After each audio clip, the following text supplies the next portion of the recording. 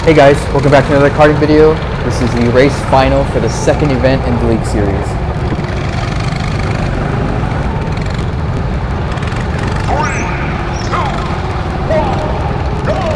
So I'm starting 10th and I'm stuck on the outside for the first turn, on the outside line for the first turn, and I just gotta find a way to stay in the general area.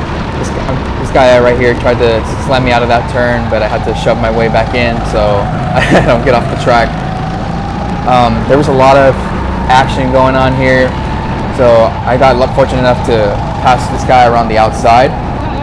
And as you can see, there's a whole lot of people in this track. There's a lot of action to go past, or trying to fight. Around this turn, I have to keep myself in that position. I'm going to run this guy narrow so he takes a wide exit, and I'll just capitalize on that, gain one more position that way. It's an aggressive move, but it's also a smart move because you limit what the other driver can do. You're not like shoving him to a corner, but you're not really giving him the space to get the most optimal line. Here, after the straight, I managed to pass this guy. He hangs on just for a little bit, but it doesn't really matter because I have the inside line. And yeah, that guy just yeeted himself right past me. I got a little upset about it, but it was a fair, clean move. I just didn't expect it, and I think I was upset that I didn't even see him there. But it didn't really matter in the end because, yeah, I don't know what happened there. If he just had a bunch of understeer or he just ran wide, forgot to brake or something. But I just got the position right back, so there was no real problem there. Like I said, it was a surprise. The only thing that happened with that is that it slowed me down because you could see the people in front of me have left me quite a bit. And this isn't one of those situations like in the last race where I had a slow kart. I had a pretty decent kart this time. It's just, fighting slows you down. When I'm coming back around the first couple of corners in the lap again, the same guy actually tries to do the same move. This time he just, slides off. I kind of expected it this time because he was right behind me, and I just anticipated him doing the same move. So it's good to kind of predict what's going on behind you. That way you know like what to expect, how to plan ahead, and potentially how to defend your position too.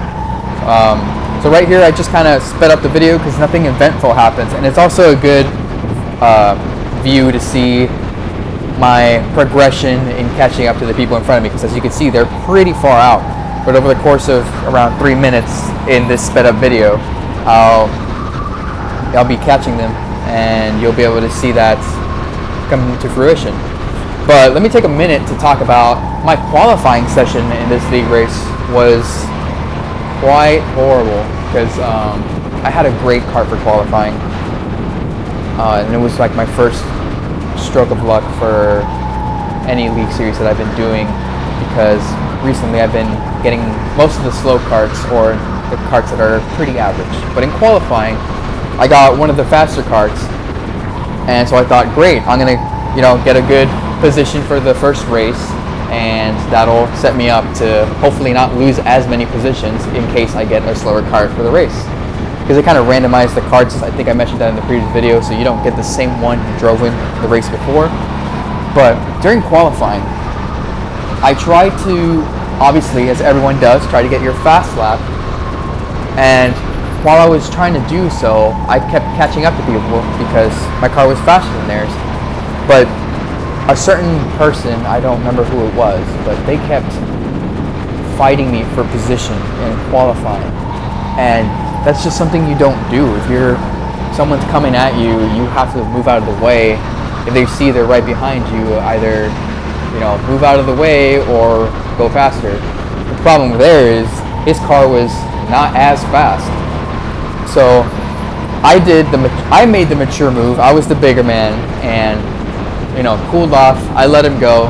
He literally had 10 seconds of space in front of him, he had 10 seconds of space between him and I. So I thought, okay, let me just recollect myself. And so he had a ton of space in between him and I.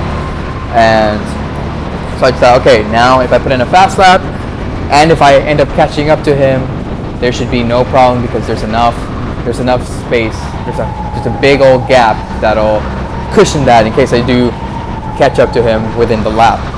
However, he started fighting someone else in front of him, so that slowed him down even more, and that ended up making me catch up right back up to him. So I had no choice, since I was going faster, I had no choice but to overtake him.